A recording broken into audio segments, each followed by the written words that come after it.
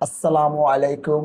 हज़रत अबू सईद रज़ी अल्लाह तआला अन्हु से रवायत है, रसूलुल्लाह सल्लल्लाहु अलैहि वसल्लम ने इरशाद फरमाया, रासतबाज, अमानतदार और ताजर नबियों, सिद्दीकों और शुहदा के साथ होगा। दोस्तों, आखिरत में क़यामत के दिन अल्लाह ताला जो रासतबाज होगा, अमानतदार होगा, जो बेहतरीन ताजर होगा, जो इस्लामिक तरीक़ों से बिजनेस करता है, अपने ग्राहक को, अपने कस्टमर को धोखा नहीं देता है, अल्लाह ताला उसका मामला नबियों, सिद्दीकों और शुहदा के साथ करेगा। दोस्तों, सिर्फ 5 वक्त का नमाज पढ़ना, हज करना, ज़कात देना, सदका देना ही आपको एक बुलंद मर्तबा का हामिल मुसलमान नहीं बनाएगा। दोस्तों, आप अगर अपने आप को बुलंद मर्तबा का हामिल मुसलमान बनाना चाहते हैं, अल्लाह के नज़र में सुरखरू होना चाहते हैं, तो रासतबाज बनिए। रासतबाज के मतलब सच्चा मुसलमान, जो हमेशा सच्चाई के साथ दे, जो हमेशा सच बोले, झूठ उसके लिए बहुत बुरे चीज़ की तरह हो, झूठ से जो नफ़रत करता हो। अमानतदार का मतलब किसी के अमानत में ख़यानत ना करे। कोई इंसान अगर आपको कुछ चीज़ें, अगर आप पर ट्रस्ट करके, आप पर यकीन करके अमानत के लिए कुछ दिनों के लिए रखने के लिए दे, और जब वो उस चीज़ का मुतालबा करे कुछ दिनों के बाद, तो आप उसको उसी सूरत में वापस करें जैसे कि उसने आपको दिया था। इसको अमानतदारी कहते हैं। दोस्तों, अमानत में ख़यानत ना करना माने कि उसके चीज़ को जिस शक्ल में आपको उसने दिया था उसको वापस कर देना, इसको बोलते हैं अमानतदारी।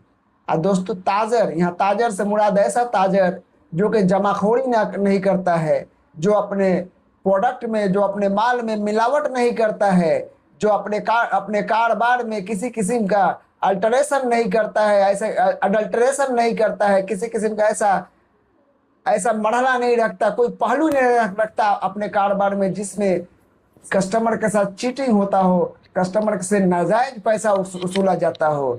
दोस्तों, अगर इस किस्म की ज़िंदगी गुजारिएगा, और अगर आप अपने कारोबारी ज़िंदगी, अपने समाजी ज़िंदगी और अपने फैमिली ज़िंदगी इस तरह से गुजारिएगा जिसमें रासतबाजी नज़र आएगा, अमानतदारी नज़र आएगा, और एक बेहतरीन ताजर बन के, एक बेहतरीन बिजनेसमैन बन के अपने ज़िंदगी को गुजारिएगा, तो अल्लाह ताला क़यामत के दिन आपका मामला नबी और सिद्दीक और शुहदा के साथ करेगा।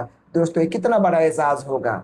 अगर ये आप सोच रहे हैं कि मैं तो 5 वक्त का नमाजी हूँ, मैं रोज़ादार हूँ, मैं हज करता हूँ, मैं ज़कात देता हूँ, अल्लाह ताला के बारगाह में मैं बहुत से सजदे बजा लाता हूँ, लेकिन सच में देखा जाए तो समाजी तौर पर आप रासतबाज नहीं हैं, आप सच्चे नहीं हैं, आप अमानतदार नहीं है, दूसरे की अमानत में ख़यानत करते हैं, आप बिजनेस करते हैं लेकिन उसमें बेईमानी करते हैं, लोगों को धोखा देते हैं, आप मिलावटी माल बेचते हैं, आप जमाखोरी करते हैं, लोगों से नाजायज़ फ़ायदा वसूलते हैं, जो सामान बेचते हैं वो सामान घटिया क्वालिटी का होता है लेकिन लोगों को बेहतरीन बताकर बेचते हैं।